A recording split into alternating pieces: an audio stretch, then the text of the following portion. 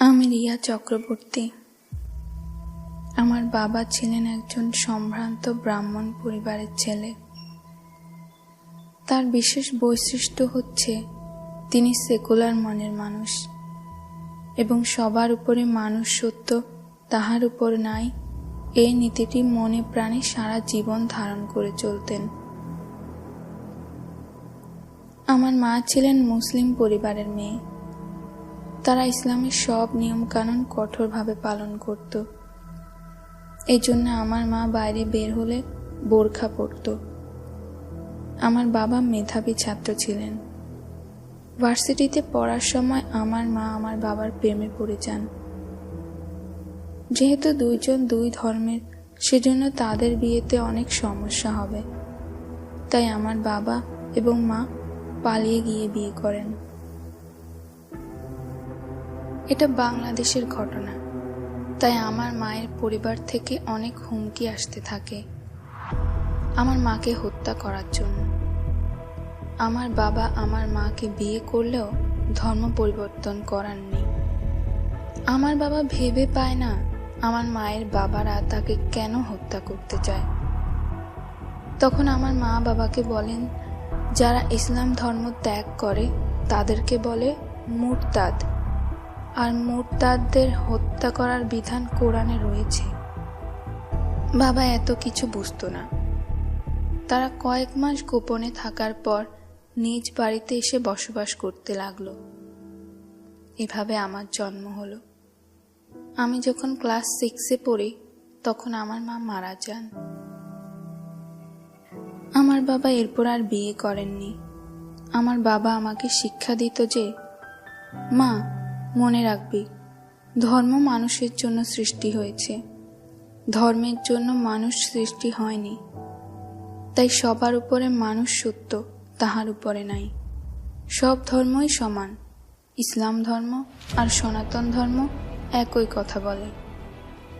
কলেজে পড়ার সময় আমার মুসলিম বন্ধু আমাকে প্রেমের অফার দেয়।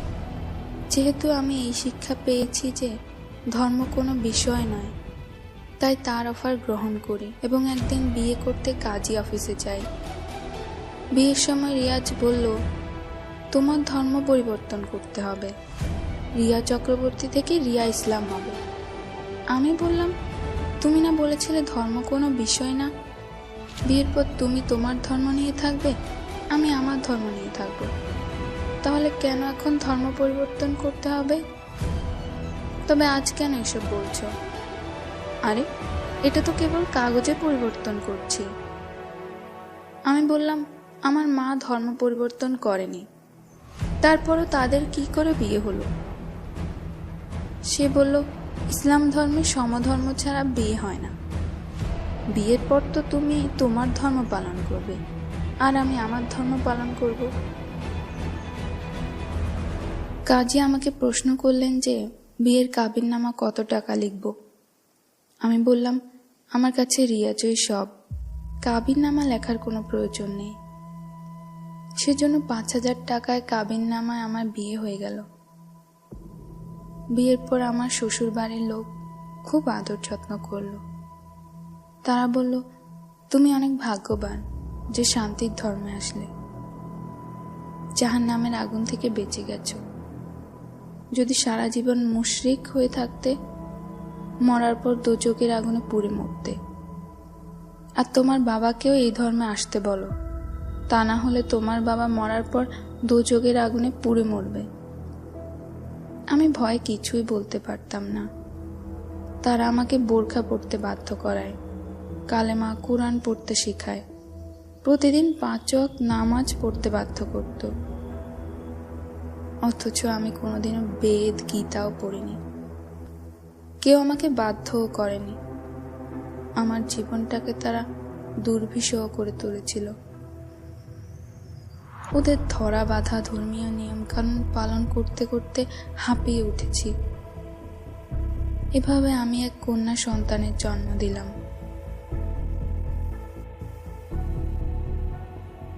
এক সন্তান জন্ম দেওয়ার পরে তাদের ব্যবহার, আচার আচরণ সব পাল্টে গেল। আমাকে আর আমার স্বামী দেখতে পায় না। নির্যাতন করতে থাকে। একদিন বলে সে আমাকে তালাক দিয়ে আরেকটি বিয়ে করবে। আমি বললাম, আমাকে যদি দূরে ঠেলে দিবে তাহলে আমাকে ভালোবেসে বিয়ে করেছিলে কেন? সে বলল, একজন হিন্দু মেয়েকে ইসলাম ধর্মে কনভার্ট করতে পারলে আমি সহ আমার পরিবার জান্নাতবাসী হব, সেজন্য তোমাকে ফুসলিয়ে বিয়ে করেছি। আমি বললাম, তাহলে তোমার ভালোবাসা? আরে ওসব তো আমাদের অভিনয়। মালাউনের বাচ্চাদের আমরা এভাবে ধর্মান্তরিত করি ভোগ করার জন্য আর বেহেশতের টিকিট পাওয়ার জন্য। ভোগ করার কিছু বছর পর রাস্তায় ছুঁড়ে ফেলে দিই। দূর হয়ে যা আমার চোখের সামনে থেকে মালাউনের বাচ্চা। আর এই ধর 5,000 টাকা, তোর ইজ্জতের দাম। আমি বললাম, আমার ইজ্জতের দাম মাত্র 5,000 টাকা?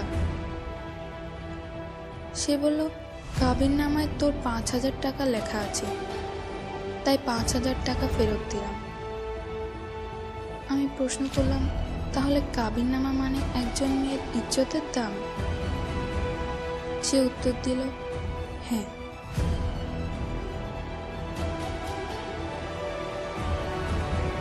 আমি বাবার কাছে ফিরে এলাম। বাবাকে প্রশ্ন করলাম, বাবা, তুমি বলেছিলে সবার উপরে মানুষ সত্য, তাহার উপরে নাই। তাহলে কেন আমার স্বামী ধর্মের জন্য আমাকে ত্যাগ করল? তুমি আমাকে শিখিয়েছিলে মানুষের জন্য সৃষ্টি হয়েছে, ধর্মের জন্য মানুষ সৃষ্টি হয়নি। কেন আমার স্বামী এবং তার পরিবার জান্নাত যাওয়ার লোভে আমাকে প্রেমের ফাঁদে ফেলে আমার সব কিছু লুটে নিয়ে আমাকে রাস্তায় ছুঁড়ে ফেলে দিল? বাবা সেদিন কোনো উত্তর দিতে পারল না। কোরআন হাদিস পড়ার কিছুদিন পর বাবা আমাকে বলল, আমি যা বলেছি তা ঠিকই বলেছি, কিন্তু একটা কথা বলতে ভুলে গেছি। তা হলো, লোভে পাপ, পাপে মৃত্যু। ইসলাম ধর্মে জিহাদ করার জন্য 72 হুরের লোক একজন হিন্দু মেয়েকে প্রেমের ফাঁদে ফেলে ইসলাম ধর্মে কনভার্ট করতে পারলে জান্নাতবাসী হবার লোভ, মিথ্যা শান্তির বাণী শুনিয়ে ধর্মান্তর করতে পারলে সোয়াবের লোভ। এই ধর্মে এত লোভ দেখানো হয়েছে যে একজন মানুষের মনুষ্যত্বের মৃত্যু হয়, ক্যান্সারের মতো সারা শরীরে ছড়িয়ে পড়ে, আর মৃত্যু অবধি তা দূর করা সম্ভব হয় না। যখন এই রোগ কোনো মানুষের মধ্যে প্রবেশ করে তখন সে আর মানুষ থাকে না, অমানুষ হয়ে যায়। আর অমানুষ কখনো ধর্মের উপর সত্য নয়। আমি যে তোমাকে ভুল শিক্ষা দিয়েছি, তা তুমি তোমার মেয়েকে দিও না। আমার বাবা আমার কষ্টে কষ্ট পেয়ে কয়েক বছরের মধ্যে মারা যায়। আমার মেয়ে আজ ক্লাস 6-এ পড়ে। তাকে শিক্ষা দিয়েছি সব ধর্ম সমান নয়। কিছু ধর্ম আছে যা মানুষকে অমানুষ করে তোলে। তারা ভালো মানুষের মুখোশ পরে থাকে। তারা তোমাকে শান্তির বাণী শোনাবে, উদারতার কথা শোনাবে, কিন্তু ভুলেও তুমি সেদিকে পা বাড়াবে না, কারণ তুমি তাদের কাছে ভোগ্যপণ্য এবং বেহেশতের টিকিট মাত্র। যখন তোমাকে ভোগ করা শেষ হবে তখনই তারা তোমাকে ছুঁড়ে ফেলে দেবে। আমি আমার সন্তানকে লাভ জিহাদ সম্পর্কে সচেতন করেছি। আপনারা আপনার সন্তানদের সচেতন করেছেন তো?